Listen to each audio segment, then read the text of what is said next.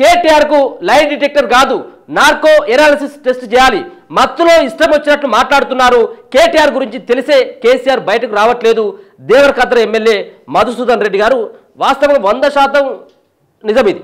నువ్వు ఇది కాదు కేటీఆర్, నువ్వు లై డిటెక్టర్ కాదు, నార్కో ఎనాలిసిస్ టెస్ట్ చేయాలి.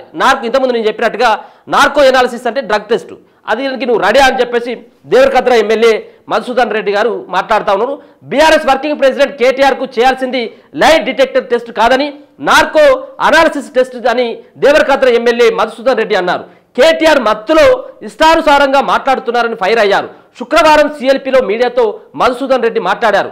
బీఆర్ఎస్ హయాంలో రేవంత్ రెడ్డిపై కేసులు పెడితే ఏనాడు భయపడలేదని ఆ కేసులన్నింటినీ ధైర్యంగా ఎదుర్కొన్నారన్నారు. తప్పుడు కేసులు పెట్టి జైలుకు పంపినా బయటకు వచ్చి పోరాడి సీఎం అయ్యారన్నారు. విచారణను తప్పుదోవ పట్టించడం, హాజరు కాకుండా తప్పించుకునేందుకు కేటీఆర్ ప్రయత్నిస్తున్నారని ఆరోపించారు. కేటీఆర్ వ్యవహారాలన్నీ తెలిసేందుకు మాజీ సీఎం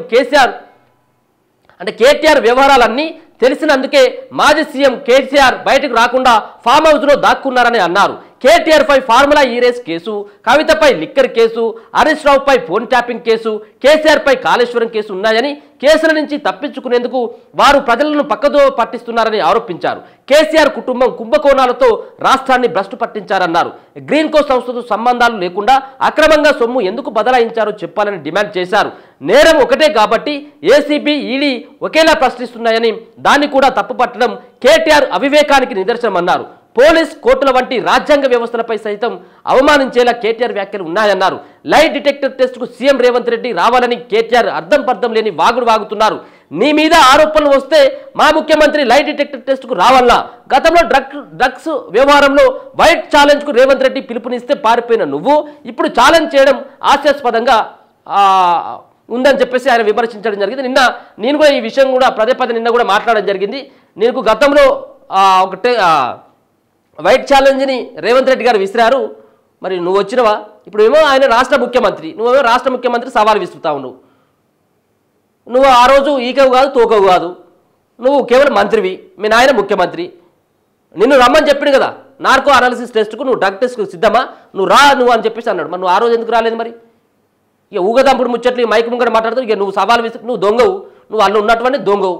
నీ దొంగకు అక్కడ ఉన్నటువంటి ముఖ్యమంత్రి ఎందుకు స్పందిస్తాడు?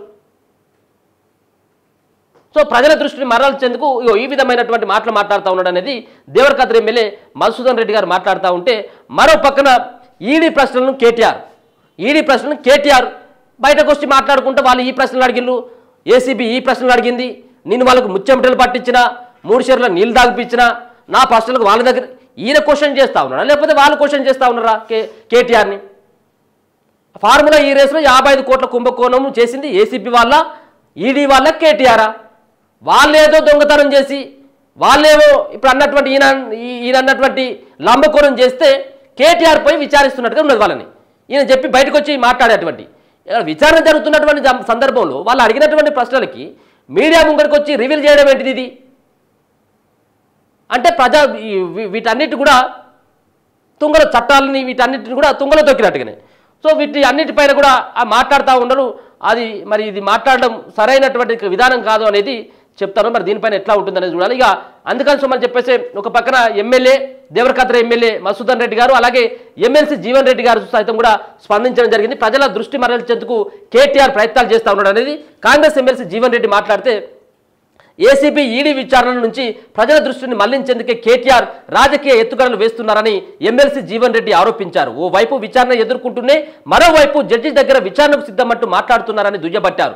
శుక్రవారం సీఎల్పీలో జీవన్ రెడ్డి మీడియాతో మాట్లాడారు. బీఆర్ఎస్ రైతు దీక్ష చేయడం వల్లే కాంగ్రెస్ ప్రభుత్వం రైతు భరోసా అమలు చేస్తున్నదని చెప్పుకోవడానికి ఆ పార్టీ నేతలు ప్రయత్నం చేస్తున్నారని ఎద్దేవా చేశారు. కాంగ్రెస్ ప్రభుత్వం ఏడాదిలోనే దేశంలో ఎక్కడ లేని విధంగా రైతు సంక్షేమం కోసం పాటుపడుతుందన్నారు.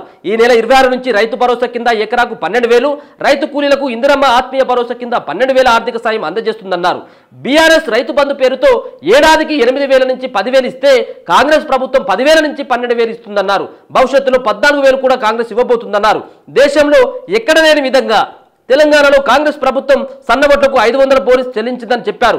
రేషన్ కార్డుల ప్రక్రియ ఈ నెల 26 నుంచి ప్రభుత్వం ప్రారంభించనుందని పేర్కొన్నారు.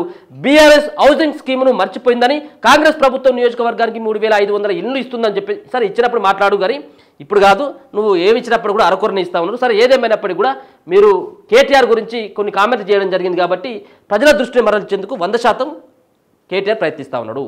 ప్రజల దృష్టిని ఏ విధంగా మార్చాలని, ముఖ్యంగా ఈ జరుగుతున్నటువంటి అంశాలు ఎవరైతే రోడ్ల మీదకి వస్తూ ఉన్నటువంటి కొంతమంది నిరుద్యోగులు రోడ్ల మీదకి వస్తే వాళ్ళ తరపున పోరాటం చేసినట్టుగా యాక్షన్, ఇంకొక పక్కన రైతులు వస్తే వాళ్ళ తరపున, బీసీలు వస్తే బీసీలు రోడ్ల మీదకి వచ్చి రిజర్వేషన్ కావాలి 42% అని చెప్పేసి అంటే వాళ్ళ చెల్లె, ఇట్లా ఆయా సంబంధించిన వర్గాలని వాళ్ళ యొక్క దృష్టి మరల్చి రేపు అరెస్ట్ అయినట్టు అయితే ఉంటే రైతుల కోసం పోరాటం చేసిన కదా అందుకే, లేకపోతే బీసీల కోసం పోరాటం చేసిన కదా అందుకే, ఇది జీర్ణించుకోలేనటువంటి ప్రభుత్వం నా మీద కక్షపూరితంగా కేసులు పెడుతుందని చెప్పేసి తప్పించుకున్నటువంటి ప్రయత్నం, ప్రజల దృష్టిని మరల్చడం కోసం 100% ఈ కేటీఆర్ ఆడుతున్నటువంటి అతిపెద్ద డ్రామా ఇది కేటీఆర్ డ్రామా ఇది. ఒకవేళ కనుక నీకు నిజంగా కూడా అటువంటి కనుక నువ్వు అన్నటువంటి లైట్ డిటెక్టర్ టెస్ట్ ఏదైతే ఉందో దాంతోపాటు ఈ యొక్క నార్కో అనాలిసిస్ టెస్ట్కి నువ్వు సిద్ధమా, దానిపైన ఒకసారి మాట్లాడు, చూద్దాం మరి దానిపైన మరి ఎట్లా స్పందిస్తాడు ఆయన అనేది కూడా మనం చూడాల్సినటువంటి అంశం. ఇక